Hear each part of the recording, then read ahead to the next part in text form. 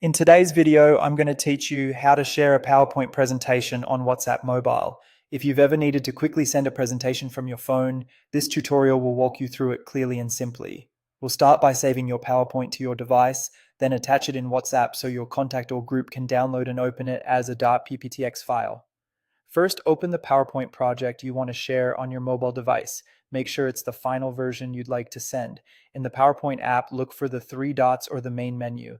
Tap that, then choose Save or Export. When prompted for a destination, select this device or pick a specific folder on your phone where you'd like the file to live.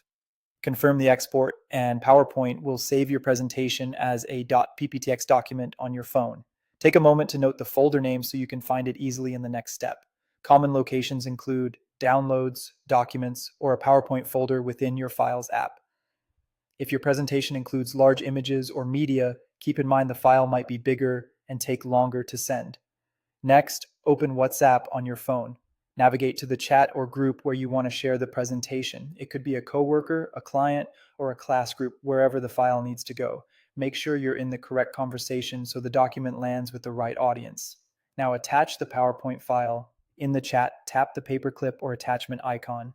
From the list of options, choose Document. This opens your device's file browser. Browse to the folder where you just saved the .pptx file. If you don't see it immediately, switch to the Files or Browse view and look under Recents or the folder you selected during export. Tap the file to select it. You'll usually see the file name and size, which is a good way to confirm you've picked the correct presentation. Finally, send the file, tap Send, and wait for the upload to complete. You'll see a progress indicator while it's sending. Once it's delivered, your contact or group can download the .pptx and open it in PowerPoint or a compatible viewer on their device. If the upload takes a moment, that's normal, especially on slower connections or with larger presentations. Staying on Wi-Fi can help speed things up. And that's it. Your PowerPoint is now shared through WhatsApp.